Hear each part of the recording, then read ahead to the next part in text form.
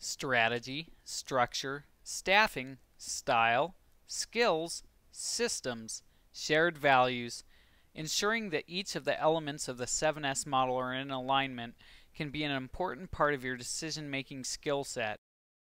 S, S, S, S, S, S, S. 7 S's.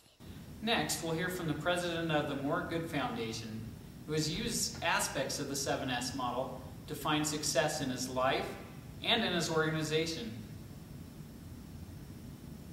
Hi, I'm Jonathan Johnson, president of the More Good Foundation. I appreciate the opportunity to share some of the experiences that I've had in the corporate world, nonprofit world, as well as in the entrepreneurial side of my life. Each of these sectors have brought with them unique challenges that I've had to face and opportunities that have given me a chance to see things from a unique perspective. This started, I believe, as a missionary serving in North Carolina. There I started to realize that often when emphasis or the structure and goals, the emphasis came from those in leadership and on top, it took away personal accountability. It took away the desire to contribute, or at least made it seem daunting for those who may not be in a position of leadership. I saw this as a unique struggle, and how do we overcome that struggle? As the president of the More Good Foundation, I realized that there were some unique similarities between that which I experienced as a missionary as well as what I encountered when I came to the foundation. That was that there were some terrific staff who understood the needs of the foundation, understood the sensitivities that the foundation dealt with, but at times seemed to receive direction from those who weren't on the ground, who weren't on the forefront of the message. And though they may have had good ideas that they wished to share or good direction from their perspective, at times it seemed to submit their ability to perform and contribute to the team. I realize that each person that is staffed in an organization is important, and unless they feel important, unless they feel that they contribute, they simply will not contribute. This is something that I believe we've seen the fruit of at the More Good Foundation. We have terrific staff, both full-time, part-time, and volunteers, that make our organization successful, that help us achieve the goals that we've set.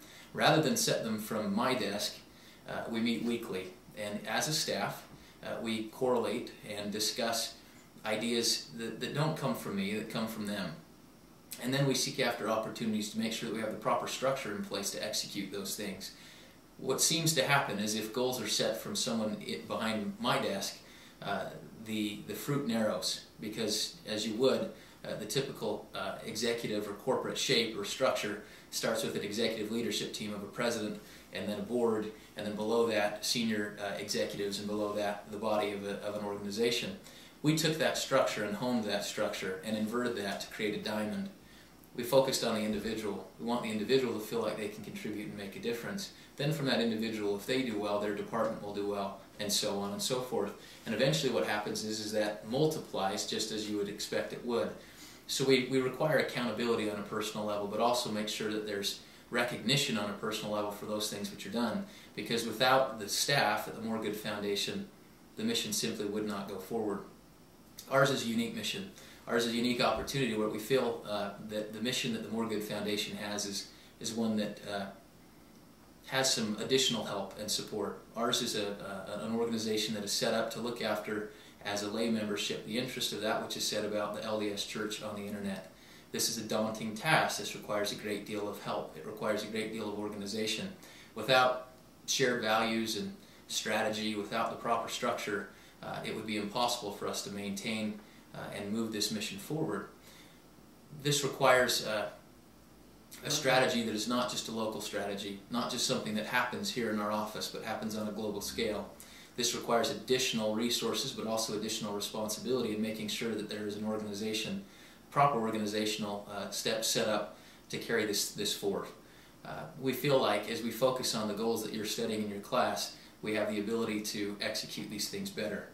We've seen that result, as I mentioned before. I hope that this short message helps in maybe giving you as students some additional confirmation that these tools really are effective. Without that, we wouldn't have succeeded. I will share that as a mission, I had the opportunity to address this issue And as we took the focus away from the leadership in the mission and focused on the individual, we saw the fruit. I was frustrated in this little mission where I served, that I felt that the Lord, I was frustrated by the fact that we were always seeing about the same number as far as quantity of baptisms in that particular mission. And month in, month out, it changed very little. But also the structure of the mission changed very little, and the focus of where those goals were coming from and the strategy behind that changed very little.